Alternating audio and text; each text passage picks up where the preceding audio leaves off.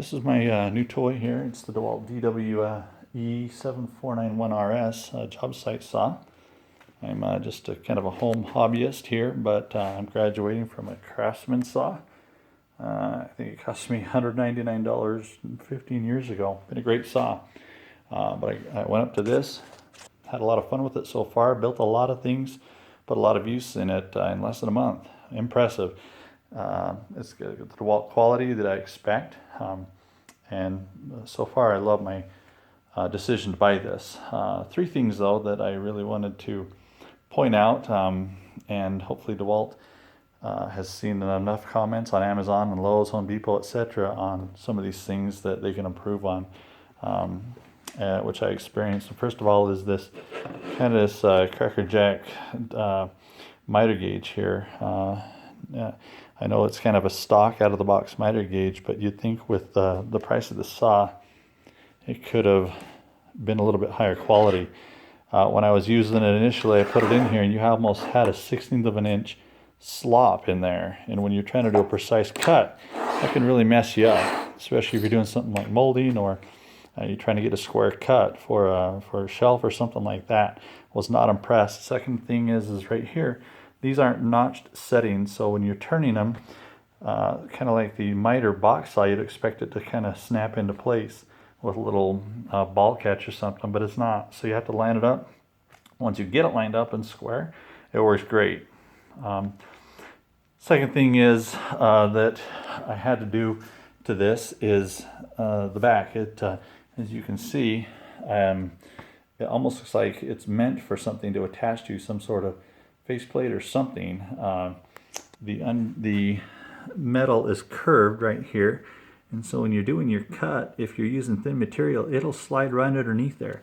So I took this little piece of plexiglass. That is temporary right now. I just got it hot glued there. It'll come off fairly easily, but that gives me no space here, so I can use small material without it going under and ruining my cut. Last thing I did to fix that issue with the gap is I took a piece of this 3M painter's tape. This is the exterior painter's tape. Cut a strip, laid it down on the table, sticky side up, and then I stuck this to it. And then I took it and rolled the edges up over the lip there. So this is what it looks like after you do that. I mean, fairly simple thing to do. The tape, I believe the painter's tape was $3-4 at the department store, but that's just enough tape. The thickness of that tape is, so now when you put that in the slot, that sloppiness is gone and you have a nice tight fit. Granted, it's just temporary. That's probably going to wear out, you know, after some use, but I'm hoping with the vinyl it stays, it gives me several cuts. Eventually I'd like to get a nice, you know, expensive one off of Amazon, but those really nice miter gauges can, you know, be upwards of $100, $200 or more dollars. And my whole point is DeWalt, I think, should improve upon that. Second thing is the instructions with this thing. Once it's together, it's a beautiful machine, but the instruction booklet is very lacking. Very small black and white grayscale pictures.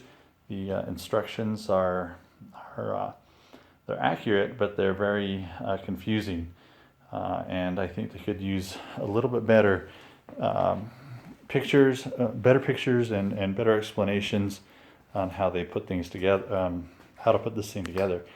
And then the last thing is on the back of the saw, you've got this exhaust port. It's a nice metal exhaust port for your sawdust, but there's no bag. There's no collection at all. I did a double check on the box, and I thought, why not? I went to Amazon. I can't even find a DeWalt collection bag. I ended up today ordering one from that. I think it had the Bosch logo on it. The reviews of the bag itself suggested that it would work on this saw. So anyway, that should be good. So I mean, other than those three things, the instructions, which are kind of lacking, this miter gauge, and then the exhaust port, hopefully DeWalt can improve on that and make this an even better saw. So hopefully that helps somebody that's in the same predicament I am, at least with this miter gauge. Getting it nice and tight so you don't have to go out and spend $200 on a really expensive one. Good luck. Happy cutting.